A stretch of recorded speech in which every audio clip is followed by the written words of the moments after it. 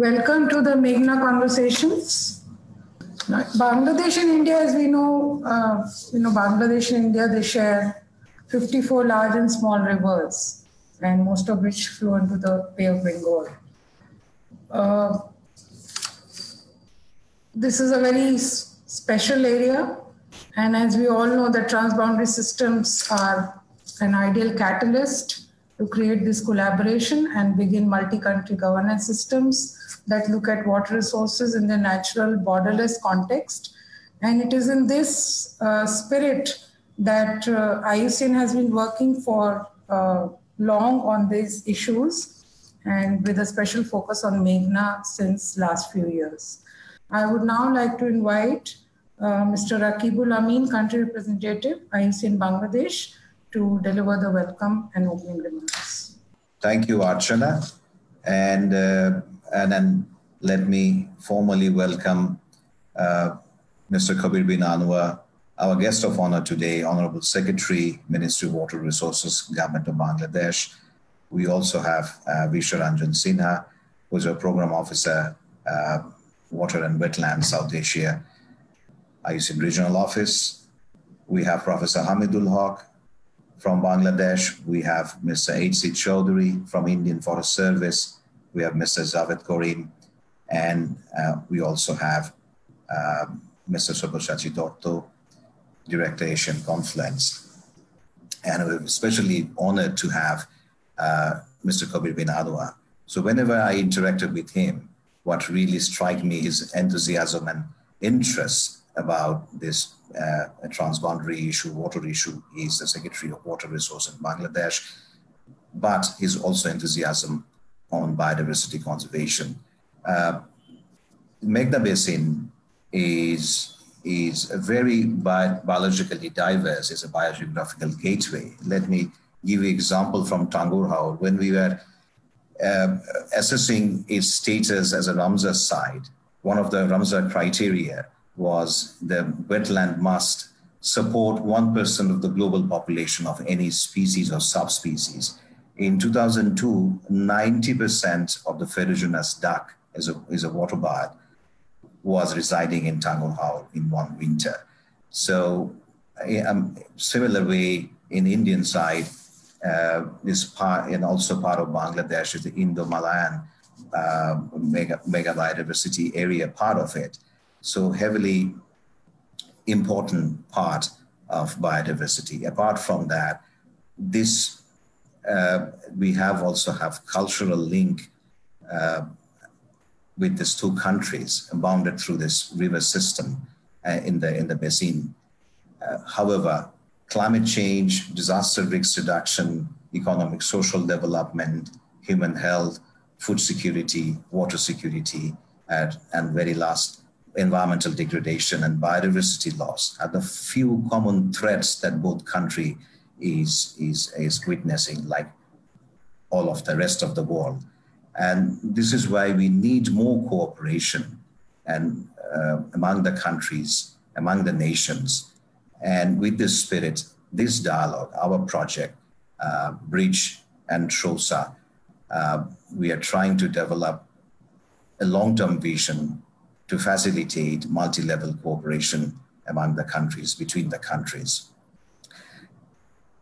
And we are emphasizing on benefit sharing, apart from the volumetric water sharing, which is sometimes problematic.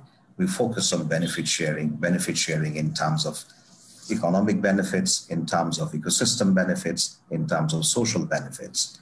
A few days ago, Bangladesh and India has signed a treaty to open up new border trades in the river system, in the river Gomoti. And between the two countries, we also have a framework agreement signed by our two prime ministers. With that spirit, this is what IUCN is trying to facilitate. Many of these dialogues are at the track 2 level, government to government, but IUCN as an intergovernmental agency, we try to facilitate to bring multi-stakeholders, government, NGOs, scientists, community together to facilitate the dialogue and bring these benefits sharing agreements of people to people, state to state, stakeholders to stakeholder. And at the end of the day, what we believe this will bring the countries together, people together, the trust, and that eventually will help to bring peace and more benefits, trade, in terms of trade and other issues. With this spirit, we are having this dialogue today on food security, disaster risk reduction. Vishwa will make a presentation, one of the studies that Bangladesh and India have jointly taken together. And there will be we have a discussant, Dr. Hamidul, H.C. Chaudhary, and Javed bin Karim. They will talk about different aspects of this topic. Let me welcome you again to this dialogue, the discussant, and also the participants. Thank you, Rakib. Thanks for those welcome remarks. I would now like to invite our guest of honor for today, Mr. Kabir bin Anwar, Senior Secretary, Ministry of Water Resources, Government of Bangladesh, to deliver the special address to this online community. First of all, I would like to thank you for this, giving me this opportunity to join to this dialogue. I think it's very important, very relevant. Let me start with some basic facts about the Meghna Basin as we have now. The total Meghna Basin area is 66,640 square kilometer. And out of that, 23,137 square kilometer, which is about 35%, belongs to Bangladesh. Yearly average flow of Meghna Basin at Bhairab Bazar is about 5,156 cubic meter. And the catchment area of Meghalaya River Basin in India is 9,904 square kilometer, which contribute about 19% of the total flow in the inflow in the region. Tripura River system in India are 7,434 kilometers.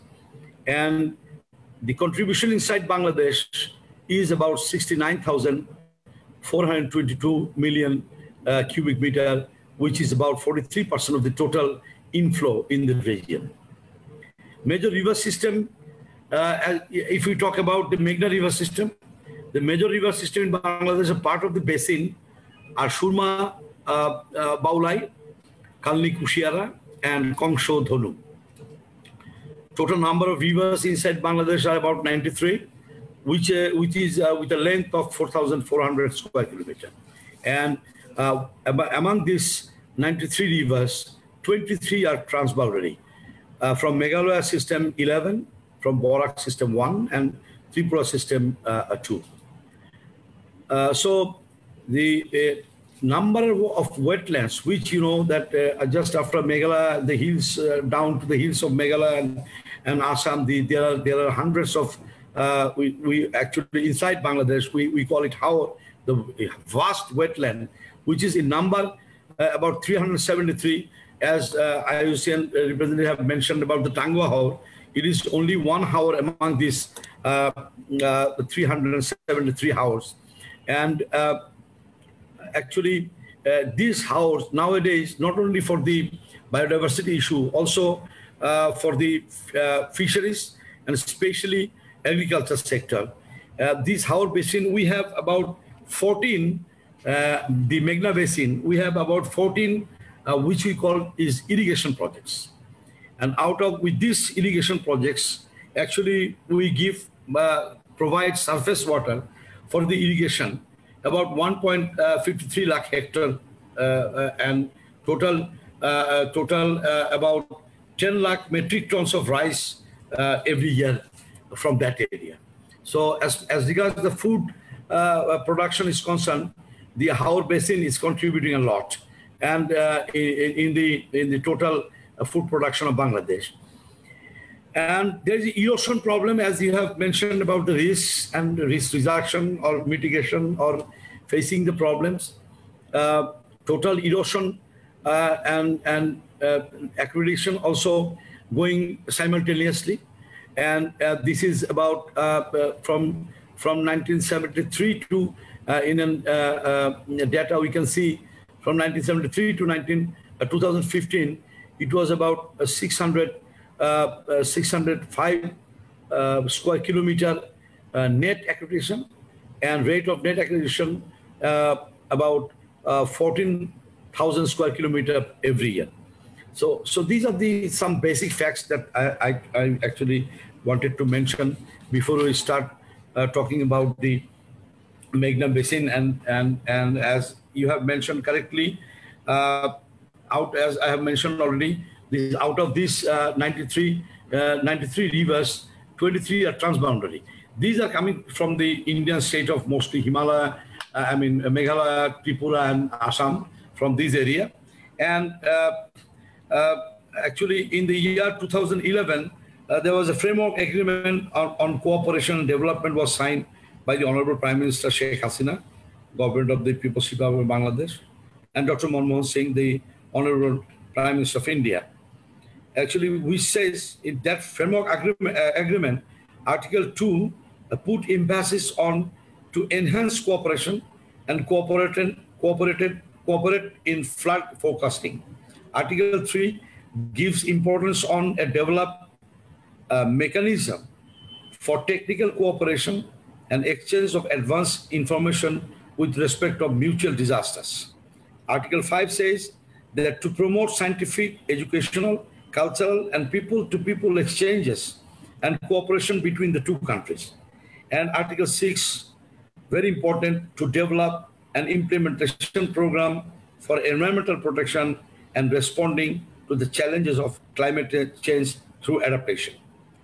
So these are the situation. And after I resumed the charge of the Water Ministry Secretary, we have started working on these things. The Honorable Water Jalashakti Secretary visited Bangladesh, and we have discussed all about these things. The framework, under the framework agreement, we have started working on some 8 rivers, not only the Tista, other 8 rivers also.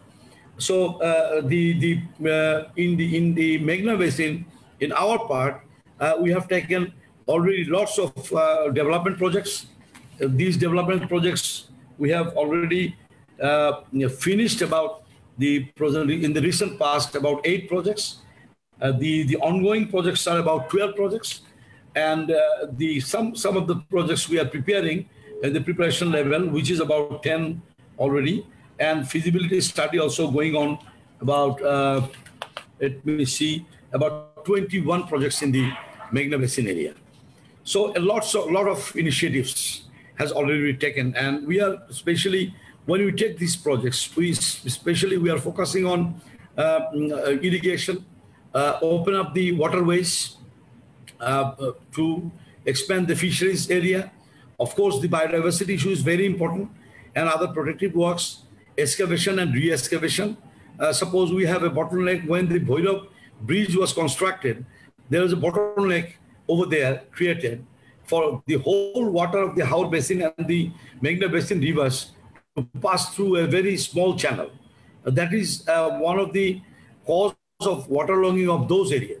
So we are studying on that. We are going to take some projects for that, and focusing mainly on the irrigation projects. We have already 14, and some other projects, especially in Dakati and other rivers, we are preparing projects for those areas.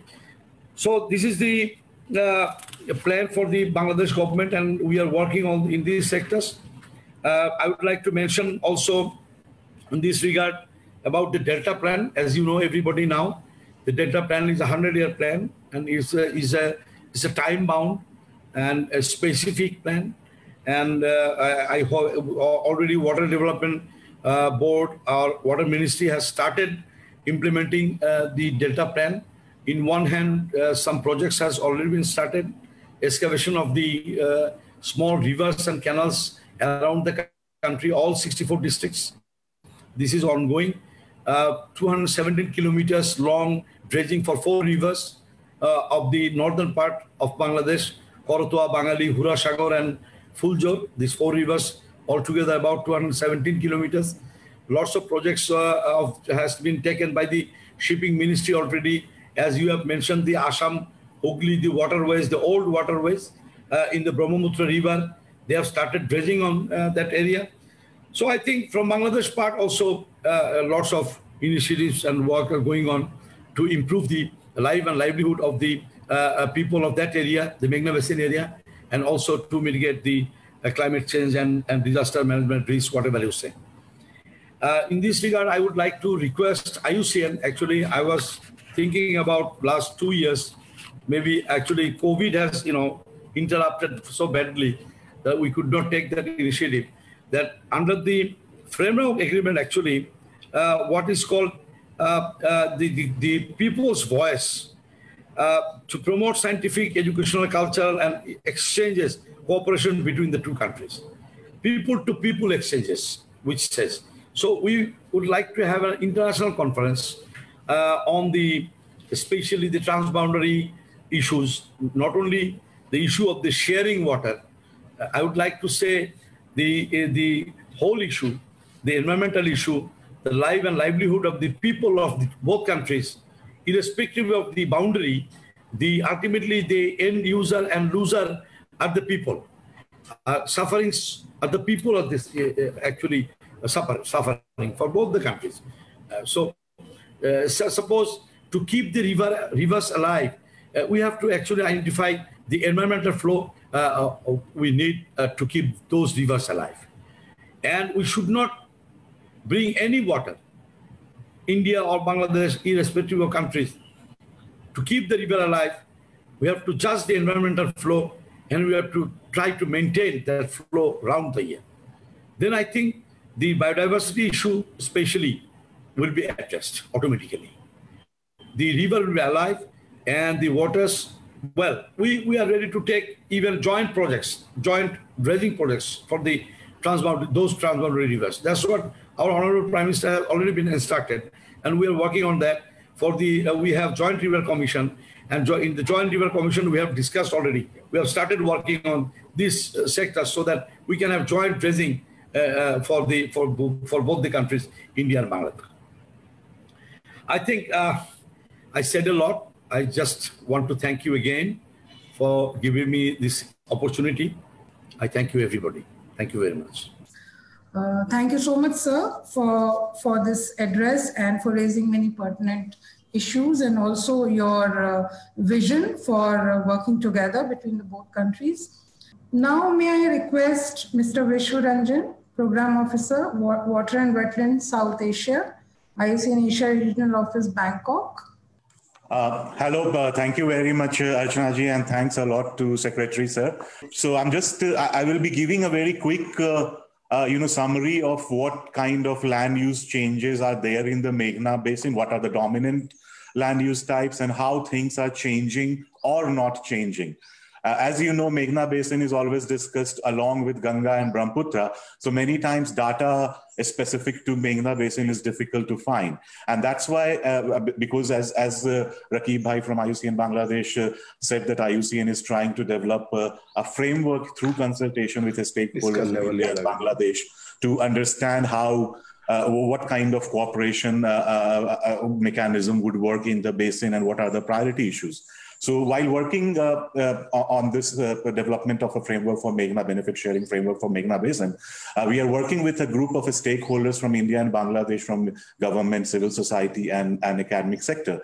It is called Meghna Advisory Group. It is a project-based informal group. And when we had a meeting in Shillong last year, one of the suggestions was that we need to understand that how things are changing in Meghna.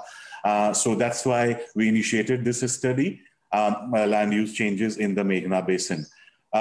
Very quickly, to just give you a background, we wanted something which has a full basin scope, so not analysis only for India or Bangladesh, but a full basin analysis. So to do that analysis, we first had to develop a common methodology. So even if two different organizations are working on the analysis, they should be following the same methodology. So we developed a same methodology classification system for land use change analysis, and we engaged Northeastern Hill University, Shillong in India, and Center for Environmental and Geographical Information Services. So this analysis is purely based on the GIS data. The methodology was to generate land use maps for 4 different years. So you can see here from 2005, 2010, 2015, and 2019. So first we generated the map of these years, and then we looked at how things are changing, what temporal changes are there between 2005 to 2019, and then identify where are those hot spots of changes within the basin, so that we can understand how this hot spot could be managed better and what are the impacts emerging from those changes within the basin. The data source here used is Landsat satellite image from November to April. So this analysis also, one thing which I would like to mention beforehand is for the dry period in the Meghna Basin during November to April. And we also depended on some secondary data from CEGIS and Northeast NESAC in India.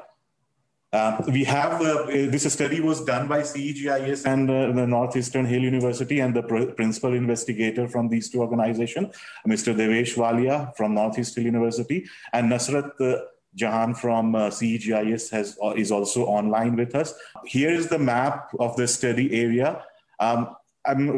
Compared to what Secretary Sir suggested, our map is almost like same in terms of area. But this map, which is here, you see, has a total area of 64,000 square kilometer. 21,000 of this square kilometer is in Bangladesh, and rest is in India, which is almost 43,000 kilometers. As you can see, there are downstream and upstream dependencies. So that's why it is important to understand how the land use is changing over time. So you can see, whatever the forest, these forests in the Meghalaya region of the basin are the source of many rivers, including the Umgot River, which is known for its crystal clear water, which comes from Jayantia Hill and goes into Bangladesh. So just to give you a quick background, which is important for the later presentation, if you look at the Indian part of the basin can be divided into 3 catchments: the Meghalaya catchment, the Barak catchment area, and the Tripura catchment. So these are the 3 catchments which we can identify within the basin. This is a zone of mixing. So here is the old Brahmaputra basin. So many of maps of Meghna also include this area, but because this is a flat area, and when we did the ground truthing, we found that the water from this old Brahmaputra stream is flowing into Brahmaputra. So we have removed a part of the basin, which is in the transition zone. For the land use classes, because we have used the classification of International Panel for Climate Change. So they had 6 classes for any land use change classification: forest, cropland, grassland, wetland, settlements, and other lands. But because, aquaculture, wetlands are very important features. Aquaculture and orchards and plantations are something which are coming up in the Meghna River Basin. So we included those class. So these 3 class, 6, 7, 8, which you see, is something which we added. And this was discussed during the last meeting in Dhaka in February, during the Meghna Advisory Group meeting, where participants advised for the inclusion of these 3 land use categories in the analysis. Just to give you a sense of what are the major trends, you saw the map. The land use map for both sides of the basin looks a bit different. Because in the Indian side, 82% of the area is under forest. So forest is the most dominant land use type in the Indian side. If you look at the Bangladesh side, it's the cropland. So 66% of the total area is under cropland.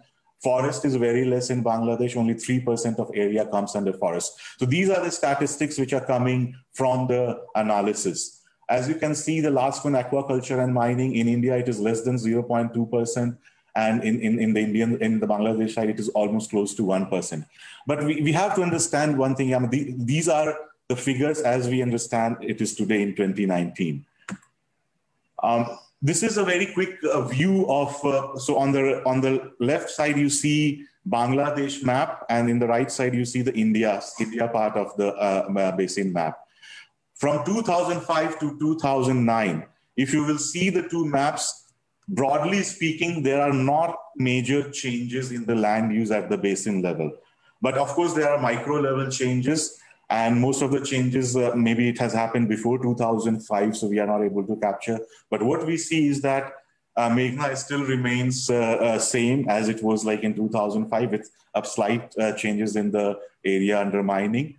And it is one of the, as you know, only one of the free-flowing rivers of South Asia, as per a recent article from Nature. So that also kind of linking it here in the land use map.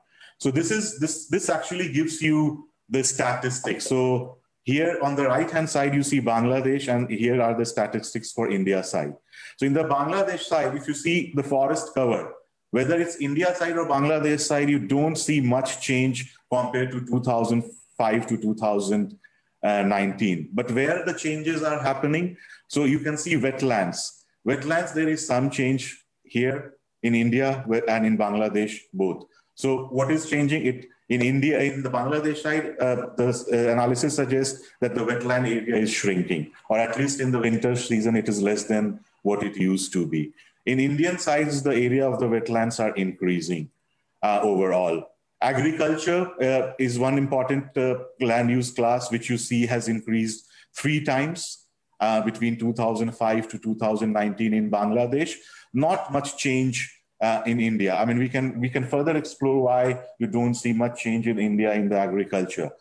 Mining, you can see mining area in Bangladesh has increased almost 3 times, but still it is not very significant. It's only 2,000 hectares of area, which as per the GIS data is under some form of mining, mining or extraction.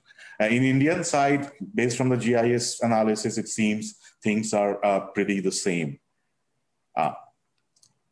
So here, this is the kind of what are the trends in India. So I'm not going into all the land use classes because of the time constraint, but just looking at how things are changing in India or what is happening over time, temporally. So this is interesting, although I mean, the overall area has not changed from 2005 to 2016 in the forest cover. Not much change. You can see 35,000 hectares to 36,000 hectares. But you see a pattern, cyclical pattern. So in 2005, there was a slightly less forest area. It increased in 2010, again decreased, again increased. This is, if you look at the cropland, it is opposite. When the forest area is decreasing, the cropland area is increasing. What we can see, I mean, we need to further investigate this, but one of the reasons for this kind of a pattern is jhum cultivation. So every 5 years, the area under the jhum cultivation changes its course. Some areas which are under agriculture are kind of forest generates. So basically this change which you see here might be linked to the jhum cultivation practice in the Indian part of the basin. Major trends in the land use in Bangladesh. So I have just taken here aquaculture and mining because these are the two major, there is a major change in these two categories. So you can see almost like from 2,500 hectares to 9,500 hectares. So aquaculture is increasing. From the policy perspective, we see all through the basin, whether it's India or Bangladesh, there is a policy push for aquaculture as a strategy to kind of meet the food security or the food related issues for the communities. Mining also has increased a bit on the Bangladesh side. This is my last slide. So just because we also needed to understand, okay, what are the hot spot of changes? So on the right side, you see Bangladesh. In Bangladesh, the hot spots of changes are scattered all through the basin in the part of the Meghna Basin of Bangladesh. Total CGIS could find 36 patches. You can see the big patches one big patch is in Mymensingh district, and then other few patches you see Kishoriganj district, which is in the Dhaka division, which is quite understandable because Dhaka is like one of the major growth centers of in the country. So this basically tells us like where we can focus our land, management strategies and where we need to put the policy or management perspective to control these changes. If you come to the India side, you see a lot in the Meghalaya catchment. You don't see much change. There are not any hot spots that we could identify. So not much is changing within last 15 years. But a lot has been changing in the Tripura part of the basin. So Tripura watershed, Tripura catchment, you can see here, and this is Mizoram and Manipur. So Mizoram, Manipur, a lot is changing, but this is part of the Tripura catchment. And a lot is also changing in the upper portion in the Barak. So these are, we would say, so in the watershed in the Indian side, you can see that there are hot spots of changes within the Barak and the Tripura catchment. So thank you very much. So this was a very quick introduction on how things are changing. Thank you. Thank you so much, Vishwa, for your presentation of the joint research study. This now, I think, is a very good stage setting now for the panel discussion, where we will try to look at some of these issues in more details with the inputs from the experts from both Bangladesh and India. And for the panel discussion today, we have the following experts with us. The first discussant is Dr. Hamidul, Professor and Director, Institute of Development Studies and Sustainability, United International University, Bangladesh. Then we have Mr. H.C. Chaudhary, an Indian Forest Service officer, who is currently the Additional Principal Chief Conservator of Forest, Government of Meghalaya, State Government of Meghalaya, India. And then we have the third discussant from Bangladesh, Mr. Javed, Energy Coordinator 2030 WRG, which is, I think, Water Resources Group, Bangladesh Program, Dhaka. Okay, thank you, Archana. Thank you so much. I'll combine, you sent us or send me 3 questions. I will just combine all the questions so that I can be focused or specific more on this master plan, Delta plan, as our Honorable Senior Secretary mentioned, which will be our main guidelines to initiate programs. We divided the country in 6 hotspots, and I'll be confined with Howard hotspots, meaning Meghna Basin. Okay, I'll not go to the statistical information, but it is mentioned in every literature that our Meghna Basin is the richest basin in terms of ecosystem services, especially water ecosystem services. And 3 main sources of livelihoods or food security are always mentioned in the planning and also in literature. One is rice, though it is one crop, and then fisheries. And third one is others. Others includes not rice, but other crops, cereals, like nowadays wheat is also cultivated, and mustards as a cash crop and also for consumption for the farmers there, and also vegetables in high land. Because the wetlands are classified in 2 major or main types. One is a bit highland, where the flood water recedes at least 1 month to 1.5 months earlier than the major floodplains.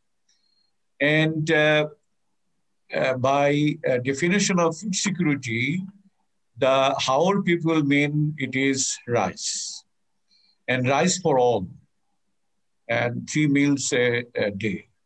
And fish and rice is their main source of food. And if they have free access to open water, they can ensure fish catch for their consumption and for earning income by selling it. But a new institutional arrangements introduced there since 2-3 decades, maybe more than that, leasing out the wetlands to the power groups, which limits the excess of local people catching fish from open water. So I can call it a social disaster. It is permanently created and which is contributing in depletion of fish species because the lazy people, they drain out the water during dry season from the wetlands, and that causes diminishing of breeding potentials. And in a broad term, we call it biodiversities are almost majorly lost. So in terms of priority food security in Meghna Basin, we can call facilitating the farmers or the local people to grow rice and harvest it before the flash flood comes. Floods are two types there. One is flash flood, which comes early, just 15 days to 1 month earlier the harvest time. And another one is as usual, meaning after harvest, this rainfall in upstream flows down to the downstream. And if there is heavy rainfall it is generally known to everyone, to the scientists and also to the local people and also to the common people in Bangladesh from media and from other sources, that flash flood is the main risk of food security, or it is the main threat to food security. And flash flood is never been forecasted by our meteorological department because perhaps from different discussions we learned there is a gap between in information sharing between Bangladesh and India.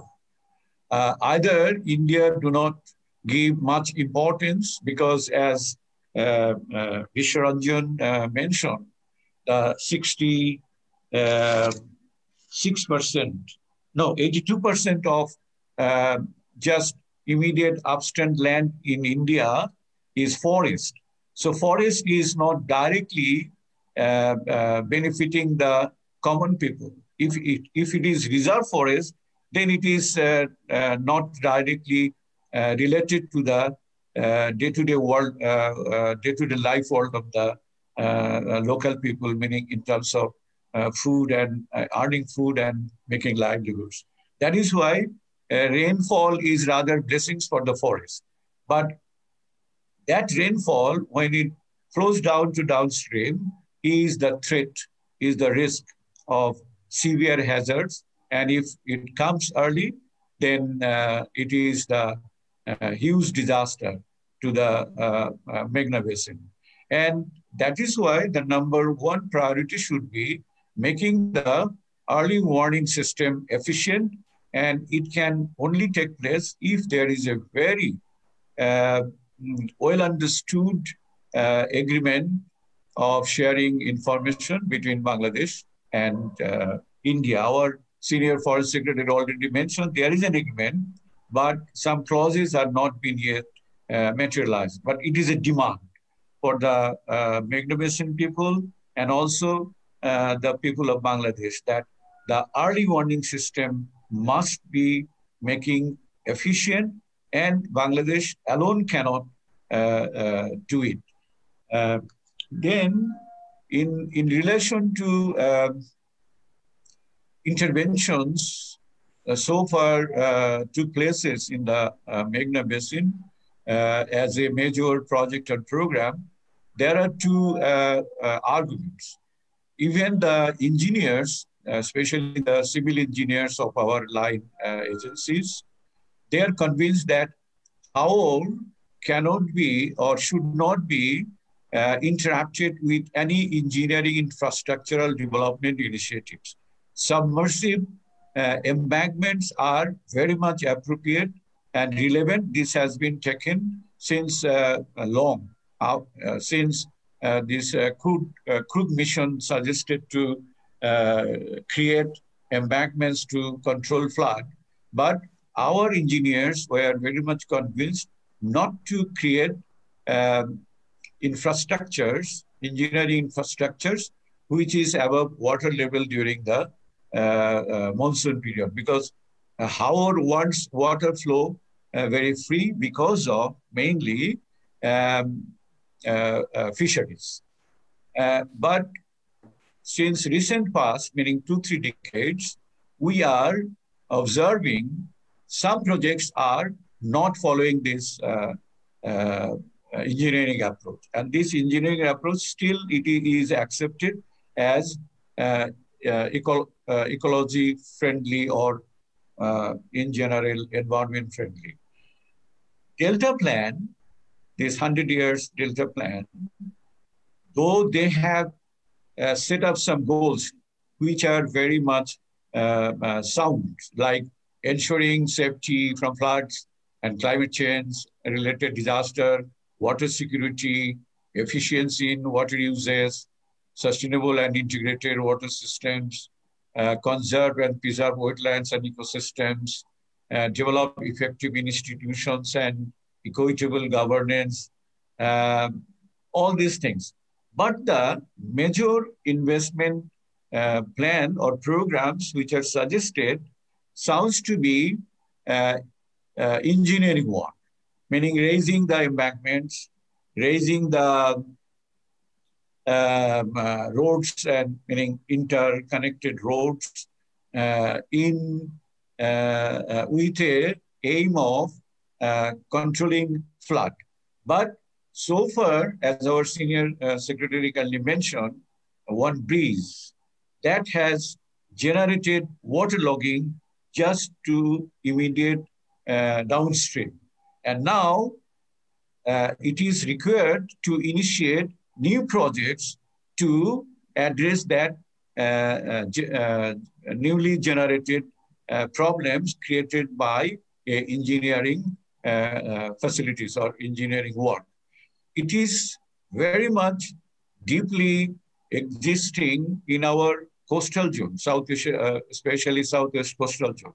One project generated new problem that required new projects that generated new problems that required generated. Many scientists call it that we initiate a structural project which generates new projects which requires more and more projects. So the priority here, in order to manage the disaster, we need to initiate, even it is mentioned in our Delta Plan, water resources management, and flood management, not flood control, because flood control approach already showed us the experience as a failure.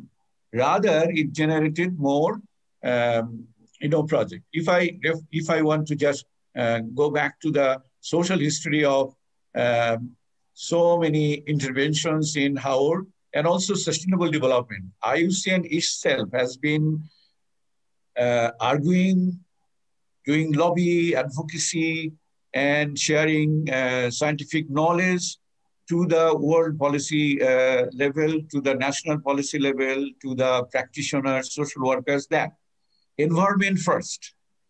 And now I remember Mahatma Gandhi. He said, natural resources are enough to meet the needs of the people.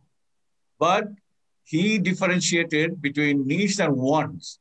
So the development projects are aiming to fulfill the wants.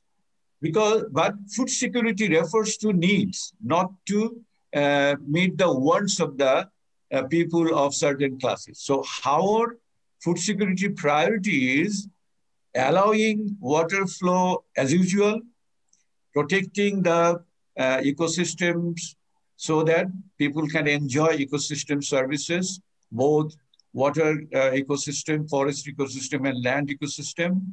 And they themselves can manage the flood hazards if they are well informed, with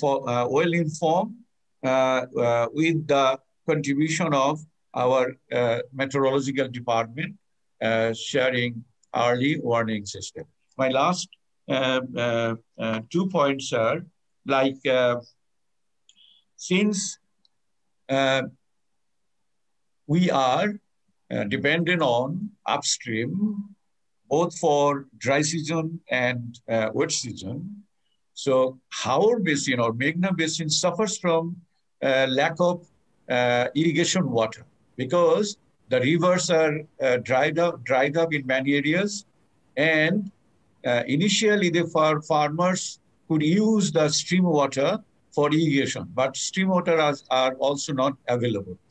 As our senior secretary mentioned, that some projects are supporting using surface water for irrigation, but the shortage of or scarcity of availability of surface water and water from ground to irrigate the cultivation is suffered a lot.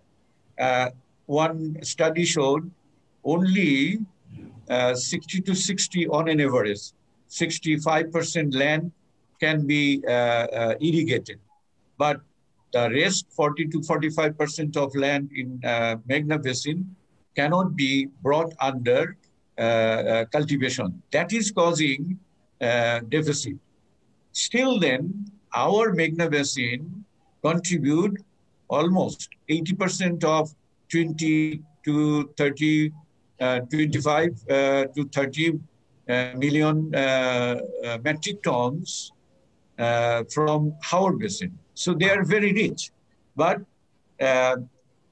only disaster they call, which is comes sometime every 10 years, sometime every 7 years, this flash flood, which is early flood, but in scientific terminology, we call it flash flood. That is the number one threat to livelihoods, to food security or food production and food security of the Meghna Basin people. And the social disaster is the political intervention, leasing out the wetlands, though they call it khas land, but the leasee, they cover the whole area and they never allow the fishers or any person to catch fish from open water. So in order to address the disaster, I repeat, thank you. Lots of informations, important information, Dr. Hawk. Thank you for that. Actually, for the How Basin, as you have mentioned, is one of the hotspot of the Delta Plan.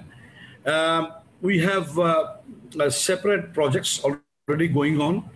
We had a study before in 2012, 2013. It's called the Combined How Management Plan, Development Plan.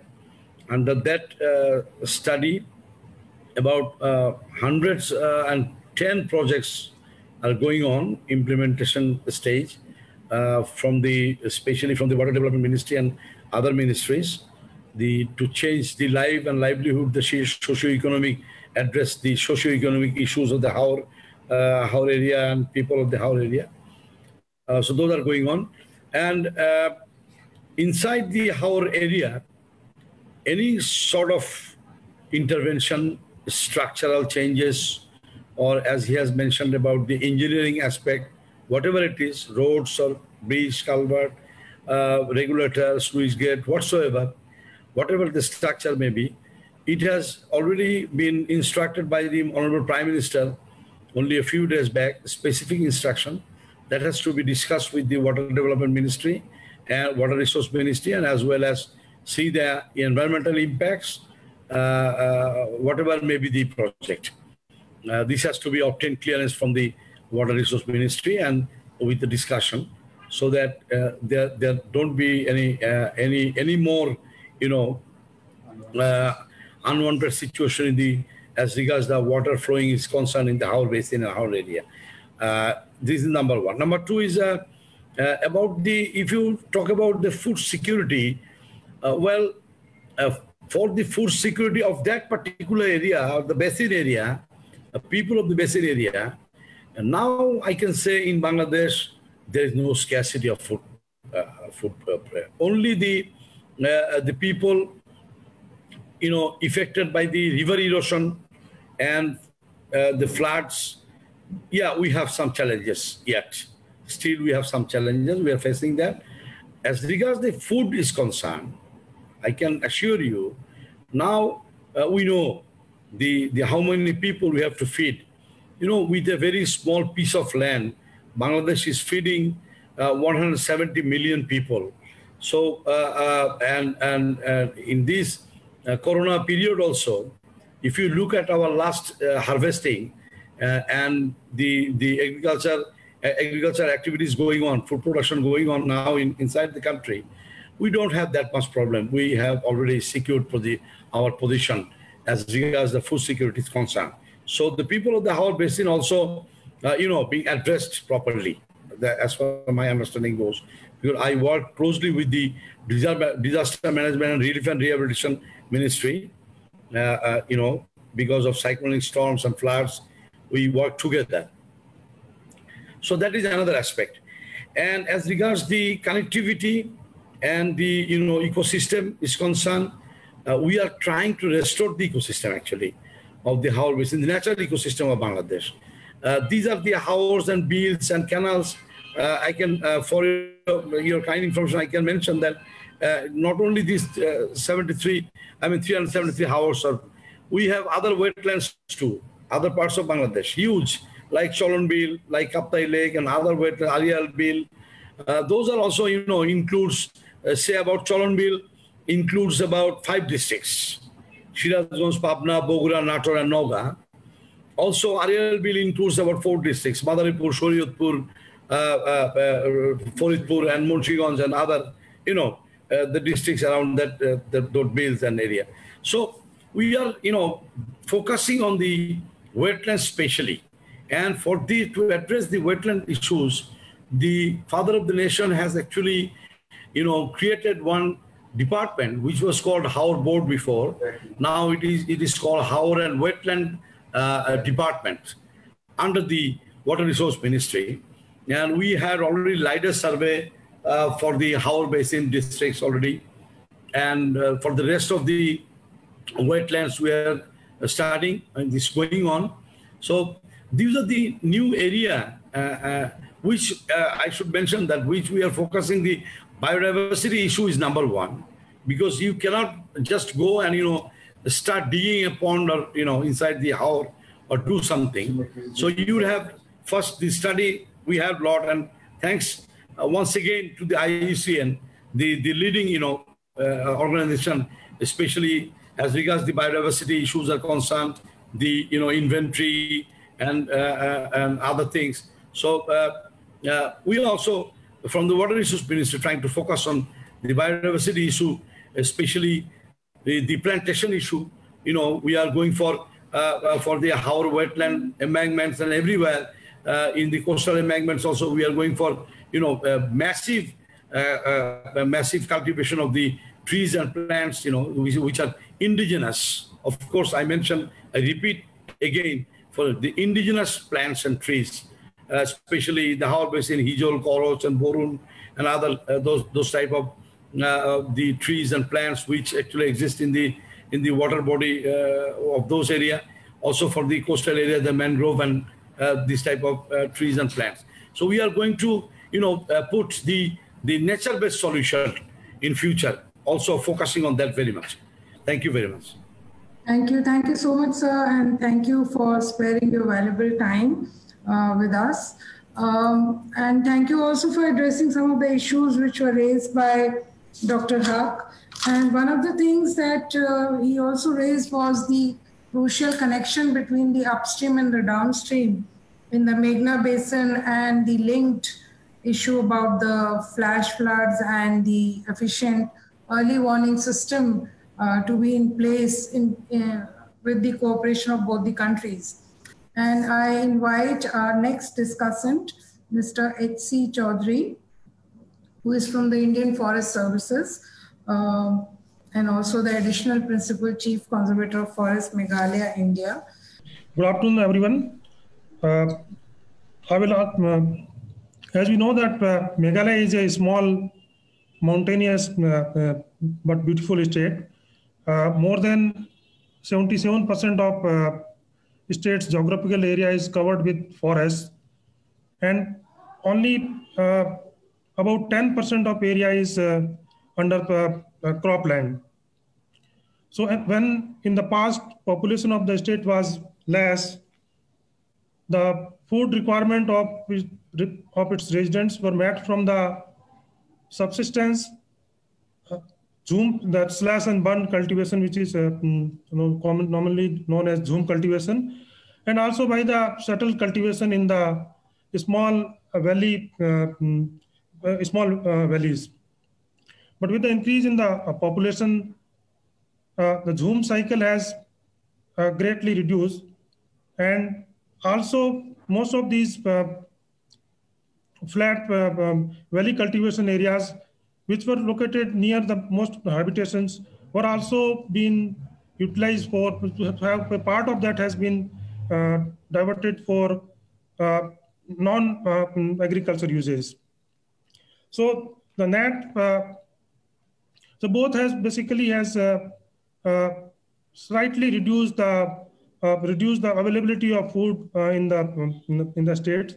So as of now, the major part of the food requirement of the state is met by import from the other part of the other country, but the state now is mainly concentrating on high value agriculture products like horticulture plantations, then apiculture, then especially spices like turmeric, cardamom, and so as far as food requirement is concerned, it is met by import from the other parts of the country. And then to ensure that the food security of its resident, we in the country have already enacted the National Food Security Act, under which every resident is who is in need of a food is guaranteed availability of the food to meet its nutritional need. As far as the state has also undertaken three major initiatives to improve the quality of natural landscape and forest cover. It has launched in 2015 a externally aided Meghalaya livelihood and access to market project, which is called in short Meghalaya project, under which the project aims at improving family incomes and quality of life of the rural mass in Meghalaya through expanded and sustainable livelihood opportunities adapted to the hill environment and to the effects of the climate change. Then the state has also launched in the year 2018 a project called Meghalaya Community-Led Landscape Management Projects. So that project also basically deals at strengthening rural communities and traditional institutions so they can take charge of their natural resources by implementing community-led sustainable community natural resources management plans in a systematic manner. Then in this year, a major forestry development project funded by JICA has been launched. This is a 10-year project. It will basically take care of the degraded, restocking of the degraded forests. And the state is also, the Meghalaya is also home to several wetlands, and around 140 of them are more than 2.25 hectares in area. So state is taking measures to ensure their long-term management and sustenance by way of their notification under the wetlands conservation and management rules notified by the Government of India, and also to prepare long-term plans for management of these wetlands. as Mr. Viswaranjan has already said in his slide, that we, by and large, has been able to maintain our forest cover, and we are not home to any of the major hotspots in the Meghna Basin.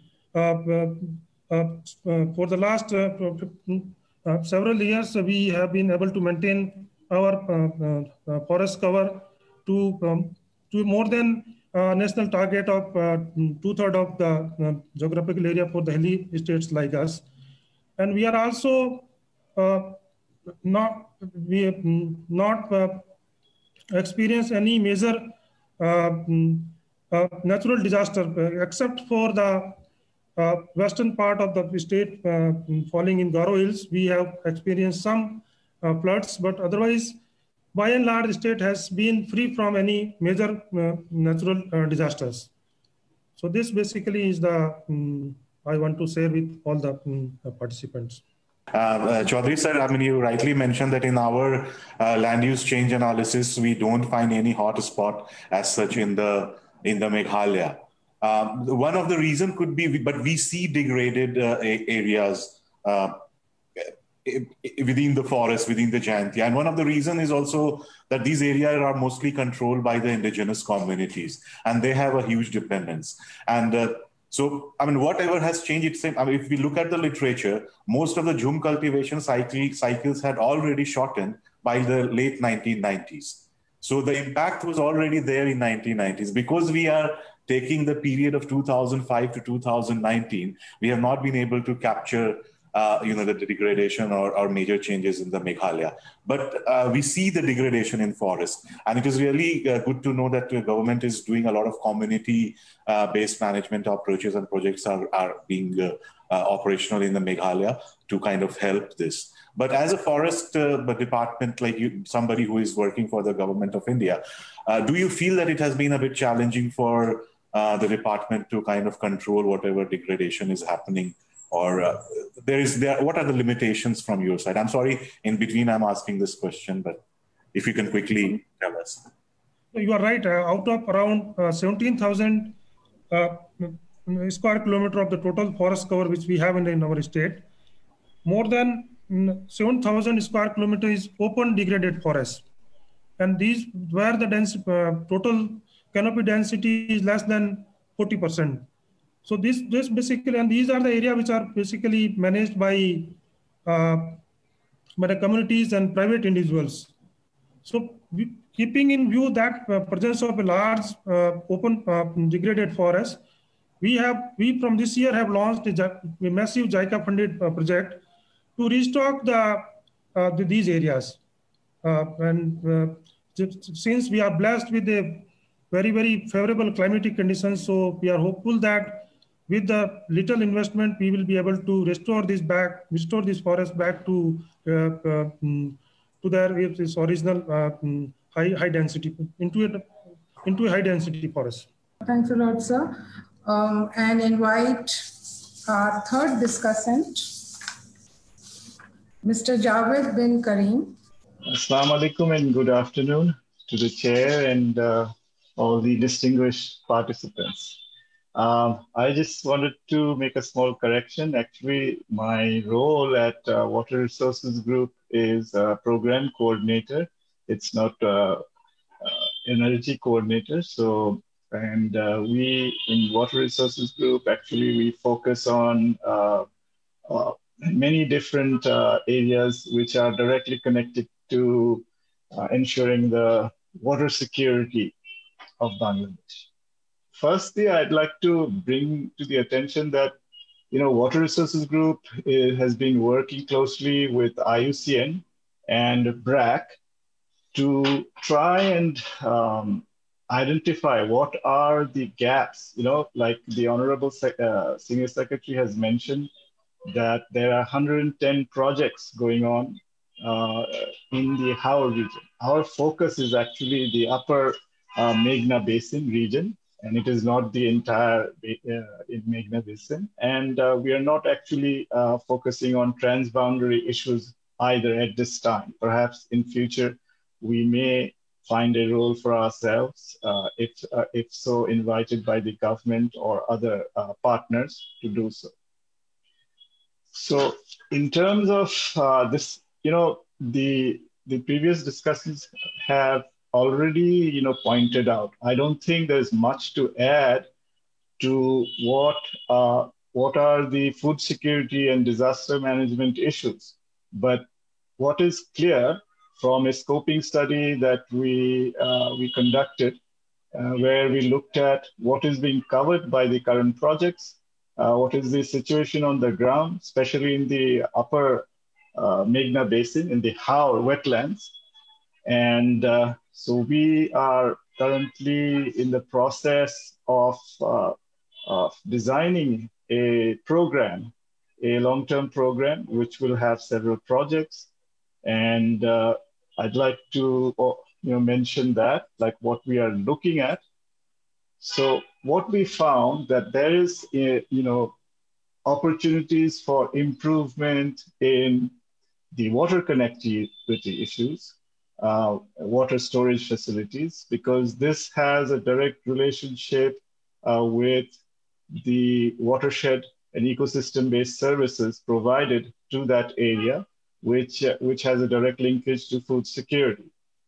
And also it would help to elevate some of the disasters that happen, like flash flooding and other types of flooding in that area. We are also looking at restoration of the Haur ecosystem. We are basically looking at designing a program which is ecosystem-based adaptive water resource management, which will include restoration of our ecosystem and biodiversity, sustainable livelihood through market and value chain development, improved water supply and sanitation. And then most importantly, what we found that from discussions with the Water Resource Ministry and with IUCN, that governance and institutional arrangements which are necessary for successful implementation of any intervention in the Haur region is very challenging. So this is something we would like to work on very closely. I'll skip directly to the private sector question, whether engaging the private sector is enough. Well, the private sector alone will not be able to solve all the problems, but private sector will continue to play an important part, especially in supporting the livelihoods of that area, of the people of that area. So that's something, and we have a brilliant team. In fact, we have the Bangladesh program is focusing on issues like industrial wastewater management, plastics, riverine plastics in watersheds, and then domestic wastewater, and including right now the eco-restoration of the wetlands in the Haur region. So if I could, invite one of my team members to contribute to this question that has been asked of me. He is more capable of asking, if I may. First of all, thank you so much for this interesting webinar series to create awareness on cultural, social, and ecological value of Meghna among the relevant stakeholders. I just like to mention that, Meghna is very popular river in Bangladesh. There are so many poems and others. Even the famous minister under Honorable Prime Minister Jawaharlal Nehru, Mr. Kabir, he wrote this poetry about Meghna, about the Amina who goes to bring the cattle home, but it gets overflooded and could not bring the cattle. Also, another poet, Hassan Habib, that I am a son of Meghna River. I live beside Meghna and cross it as I will. Livelihood, disaster, and courage to live with this adverse situation, sometimes as subject, sometimes as object, as noted by the famous philosopher Kant. Those who are living in the vicinity of mighty Meghna River, they're exposed to natural disaster, sudden flooding, loss of asset, food crops. On the other hand, during dry season, especially in the upper basin, Meghna Basin, water level goes down, and in the Meghna River connected branches, tributaries, canal, wetlands, which causing due to less availability of surface water and for agriculture production. To enhance flow and to improve the production of poor smallholders, there is need to scavenge these river tributaries, canals, and wetland, besides disaster reduction and strengthen the resilience in the priority area. Now, this lack of diversity also adversely affects. In some of the Haur area, where we have been in the upper part of the Meghna Basin, that even people during dry season cannot cultivate their agricultural field because of shortage of water. And surface water for agriculture remains, water sanitation practice also negatively affected. We have seen that it varies from site to site. So when we are thinking about our future intervention in the 3 different Haurs, that site-specific things has to be taken into consideration. And increasing private sector investment on high-value crops, and more involvement is needed. They need incentive for private sector investment, green infrastructure, targeting the Meghna River influenced production zone with input support and marketing. So, as also the Honorable Secretary told, Upper Meghna Basin basically is the basin system centered on Surma and Kushiara River with lowland, high areas, and vulnerable to damage to flood and monsoon flood. And besides the river and basin system near the sloping area around the border region. So, as it is already mentioned, Haur areas are the important food baskets for Bangladesh, but damage on borough rise, damage on embankment, infrastructure, reduced this river discharge capacity, causing the sedimentation, poor drainage, and erosion. Sediment management, water level management are vital for the livelihood of the people living in the Meghna Basin. So water connectivity and water storage facility are vital for that. Marketing and access to that, there are also fish and non-fish aquatic things, and that should be taken into consideration so that one can improve the income of this household. Thank you so much. Thank you very much. It has been a really interesting discussion, and we have received some questions from the participants. First, I think some participants are asking information on the observation of AWS and rainfall data. Is it like available for the Meghna Basin? So, and what is the policy regarding the sharing of hydrological data between India and Bangladesh? So, maybe can I request Dr. Haq? I'm not very much updated, but from our work with very renowned university in Bangladesh, Bangladesh University of Engineering and Technology, with some British universities and others, we tried to bring these questions also to our government, line department, and also we did have some partners from India. India is very much strong in not to share information because they name it official information until unless it is officially decided.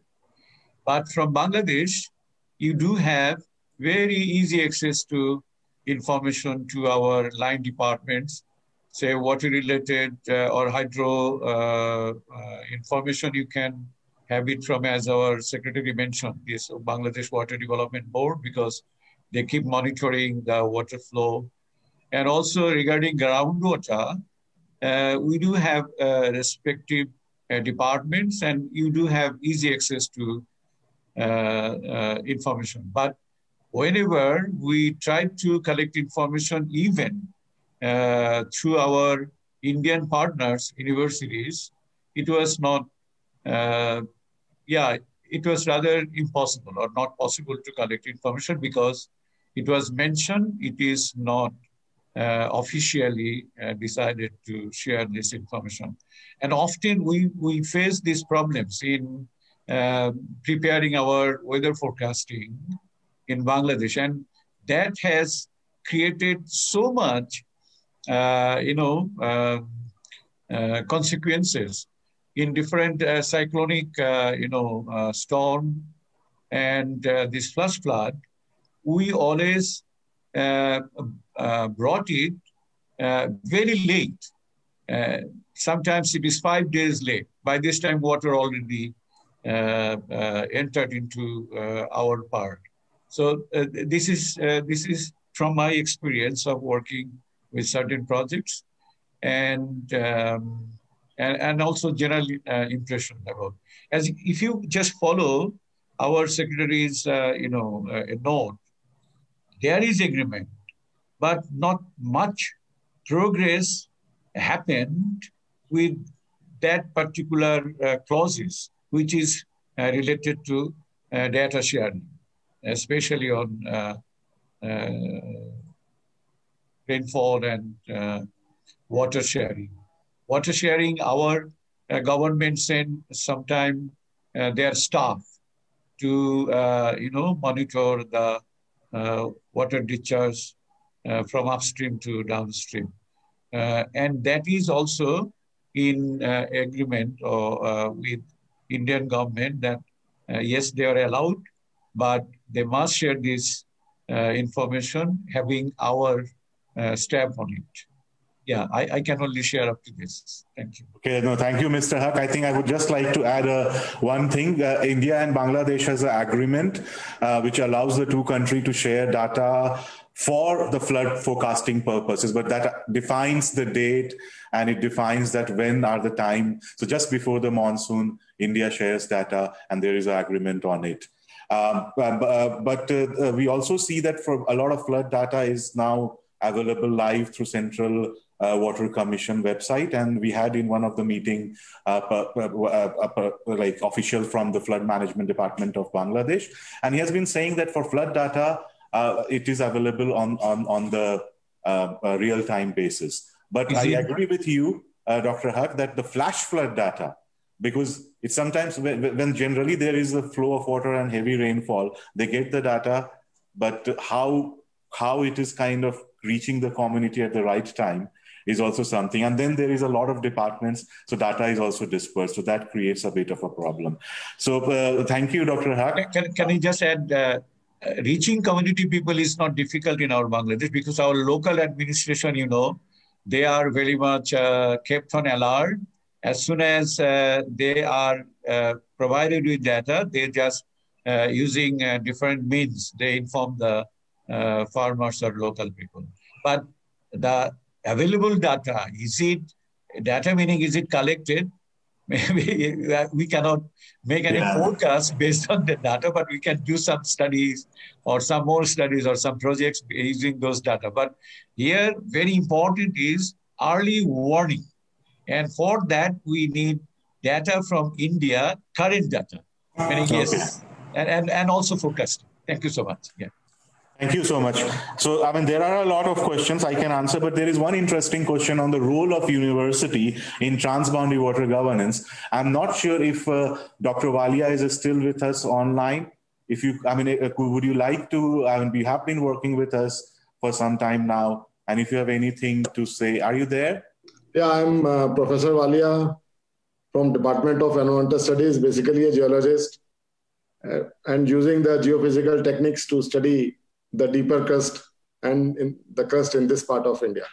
So basically, whatever you said, Vishwa, is very, very important. I have been listening almost since beginning, and there were some comments with reference to the forest cover in northeastern part or in the upper Meghna Basin also.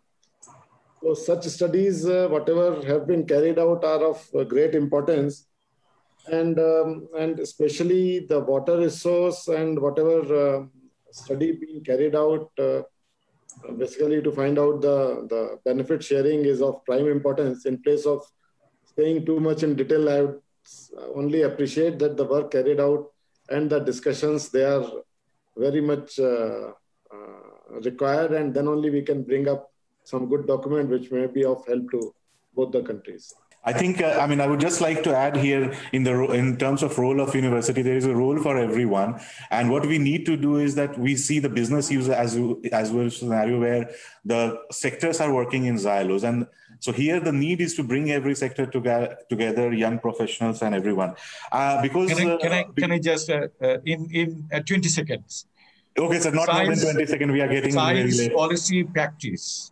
Yes, there is gap, and universities together joining you can contribute in minimizing this gap, because our policymakers, they want only practices. Their policies are not always based on science, meaning people's knowledge. So science, policy, practice interface need to be strengthened enough, and universities can play a role with you together. Thank you. Thank you, Dr. Haq. Very quickly, I just want to share one comment from Mr. Shahad. He's ex-IUCN and now working with the World Bank Fisheries Department. So he is asking that the objective of this land use change analysis study should be to understand the reason for the change. So Shahad bhai, I would just like to say that this is a starting point, and we would like to move incrementally to let's look at what is changing.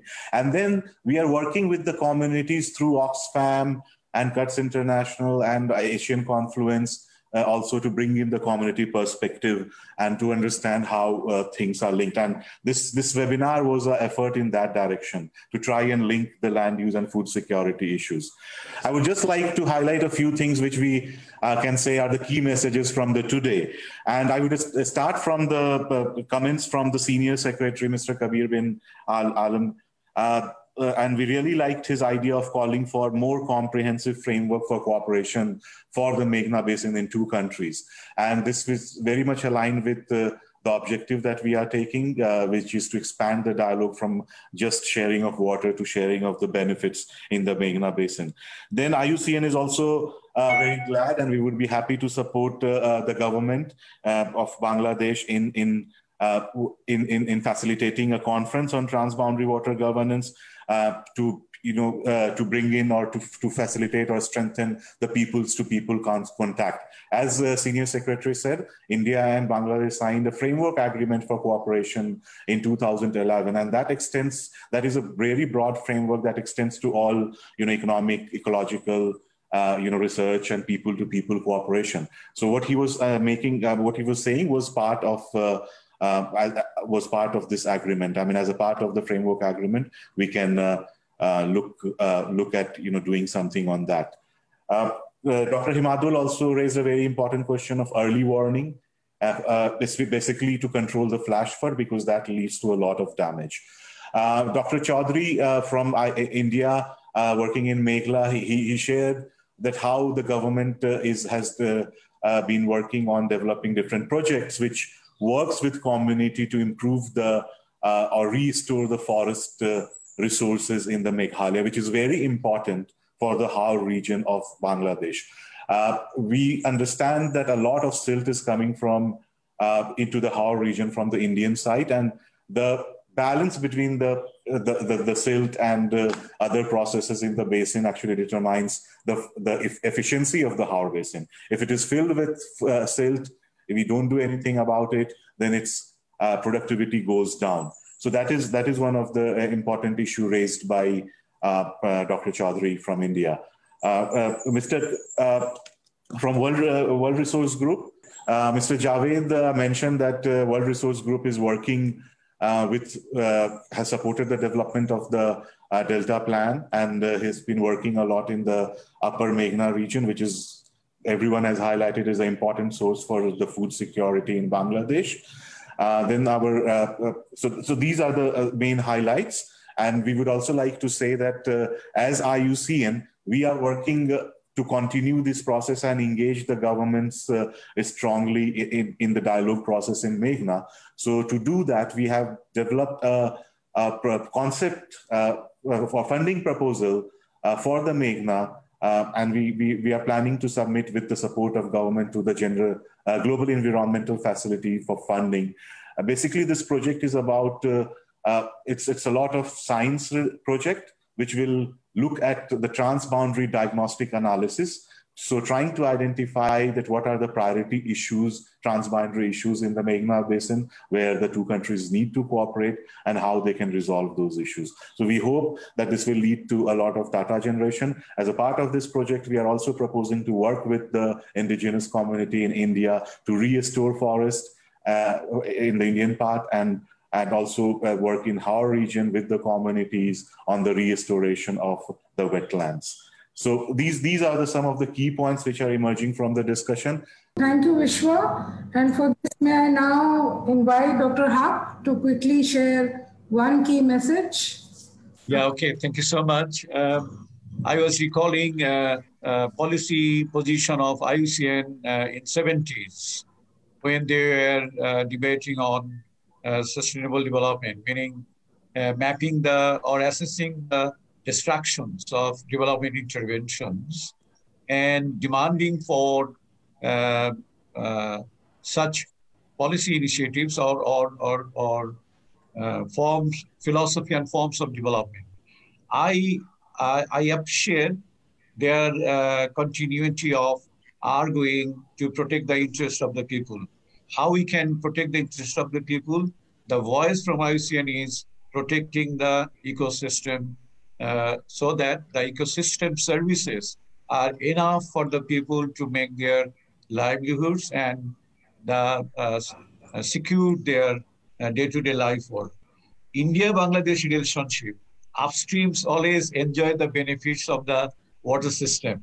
Upstream never can demand the benefits from downstream, but upstream can only take into account how much the downstream are suffering from the less awareness as well as cooperation for with the downstream. So IUCN, we really would appreciate if you raise this, upstream downstream relationship in terms of information sharing as well as resources sharing. That would be benefiting the people of Meghna Basin. Continue will be as much as possible with you. Thank you so much. Thank you, Dr. Haq. May I now invite Mr. Chaudhary? Thank you.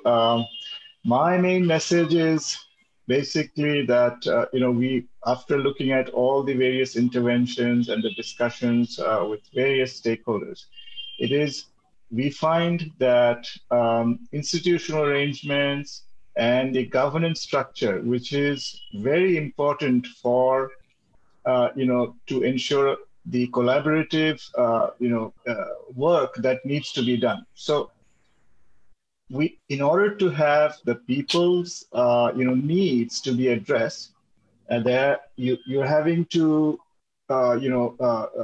implement so many different kinds of interventions in that region, and so many different agencies get involved, but they do not effectively collaborate for successful implementation of great ideas. So there are plenty of great ideas. We need a framework for collaboration. That's my message here.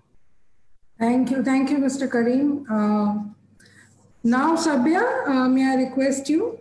I just want to react to, I think what this previous speaker said, Mr. Javed Karim, that we need institutional arrangements. I second that totally. And I would slightly like to say that I think we should move away from this idea that it's only the upstreams who have the upper hand and the downstreams are there to hear the sufferings. I think there is a lot of give and take that can happen.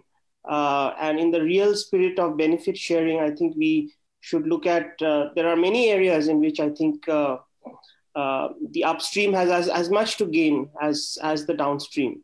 And that is the spirit of benefit sharing. And that was my point. And the second and the last point is, I think, to what the senior water secretary had said about convening a people-based dialogue. I think we have at Asian Confluence been working on that, as you know.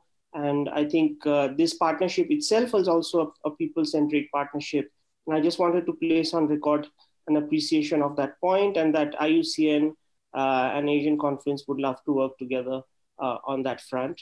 We are already active towards that as part of our Nadi effort. So on that note, a big thank you to all of the panelists and the partnership and collaboration with IUCN to put forward this Meghna Conversation series. Thank you very much. Thank you very much. Bye.